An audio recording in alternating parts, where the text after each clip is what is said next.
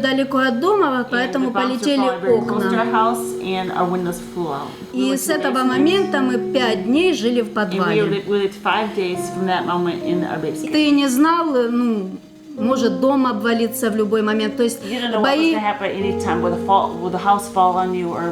То есть не было электрики, не было отопления. И просто вот накрывались слоем одеял. Моя мама лежала в ванной.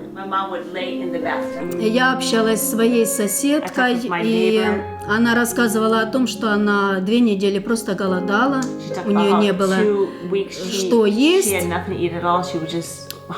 Вот она рассказывала, что тяжелее всего было объяснить дочери, почему нет есть, почему она должна голодать.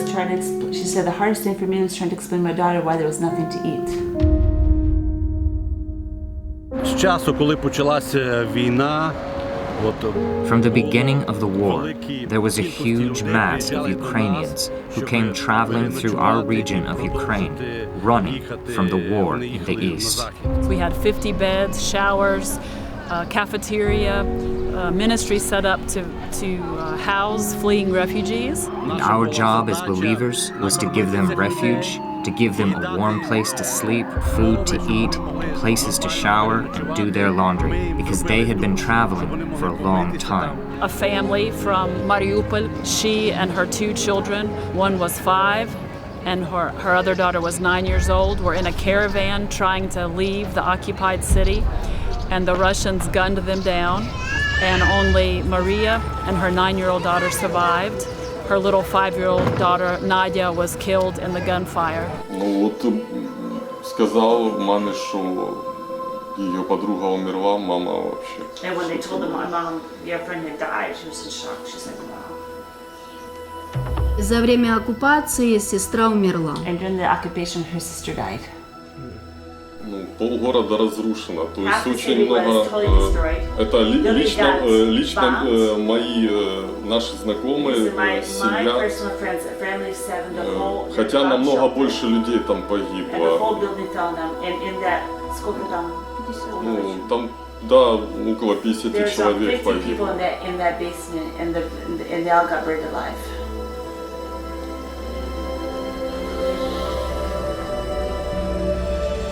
And I'll never forget trying to comfort this mother who was trying to protect her children but was not able to. And we were able to care for her for about a month and a half, her and her daughter. And just giving her space, loving her, feeding her, giving her refuge, her and her daughter, was a great comfort to me to know that we could do something to ease her pain.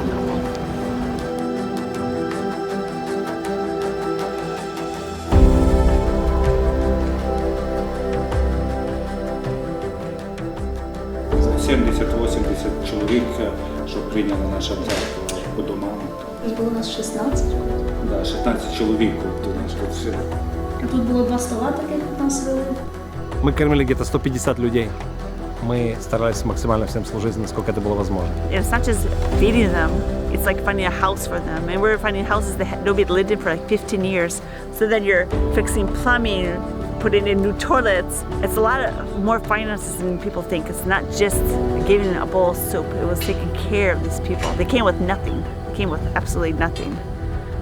Были некоторые территории, которые были оккупированы русскими войсками. И они остаются под оккупацией до этого времени. Their homes are still under occupation. This is a unique time in Ukrainian history where people who would never have listened to the gospel are open to hearing it as we help them in their time of need. And we know that the Lord is going to do something through compassionate aid. In 2014, the Lord gave us the wonderful opportunity to open a Touch a Life feeding center. And over the course of 8 years, we had around 80 kids that came to church, and we fed them. We had a Bible story, and we had all kinds of different activities for them to do afterwards. Many of those kids got saved, their parents got saved. Our church grew because of the feeding ministry. And then on February 24th, 2022, the war with Russia began, and all but 4 of the children on our books left Mukachevo. They fled to Europe, They fled to America, Canada, and our whole ministry changed. In the process of the war, the Department of Education, with which our building belonged, told us they really needed their building back. We rented a small room where we now feed mostly refugee kids and the 4 of the kids that had been on our books. And so we still feed them. We have a Bible lesson as well as games. We play table tennis, all kinds of crafts for the girls. Шукали різних людей. От ви нам багато допомагали от минулого року, коли от продукти, що ми могли і табір привезти до своїх переселенців.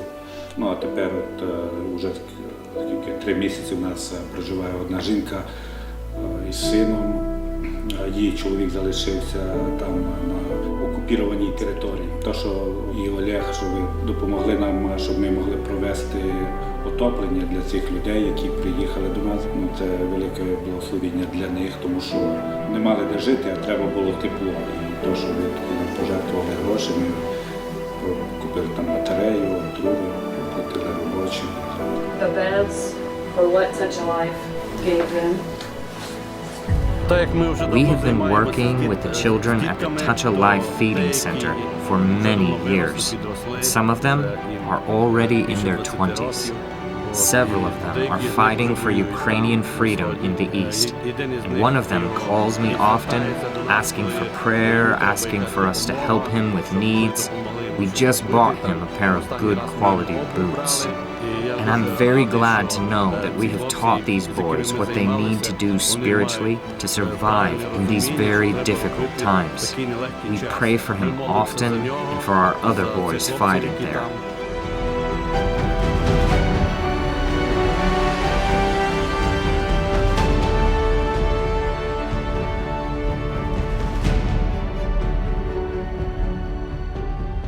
Our church had an active veteran ministry. Oleg was the chaplain. In fact, he went with them to defend Kyiv at the beginning of the war. And his commander told him that he would be more useful taking care of refugees and getting them the things that they needed. So the men that we worked with, there's about 100 of them. He prays with them. He points them to the Lord. He gets I don't know how many calls a day. They tell them what is needed, on what front is needed, evacuation, vehicles, vitamins that they need, medicine, boots, coats. At the beginning of the war, Oleg went back and forth very regularly, and then that was closed down. And so our family, our mission board, our sending church made the decision for him to stay out of Ukraine to be able to do the most good. There are many things available here in Hungary that are extremely expensive in Ukraine. So, us being here facilitates getting the aid that is needed into Ukraine as economically as possible. Therefore, me, as the American woman, I go back and forth and take things into Ukraine. Our region of Ukraine, Zakarpattia, is what I call a refuge state, a relatively safe place in Ukraine. And so I take all of this aid, all of these vehicles, the things that are being requested from Hungary to there.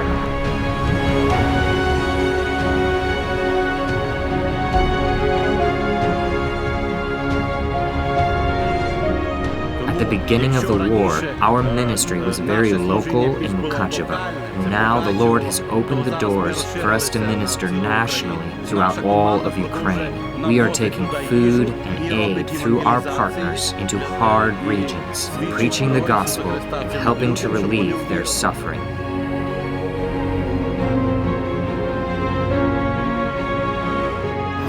We are very grateful for the help, prayers, and financial support that our churches have given to us as a family, and to the relief fund that we have created for Ukraine.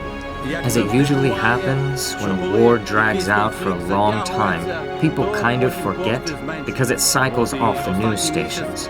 In the past few months, we have been getting less and less support for our Humanitarian Aid Relief Fund.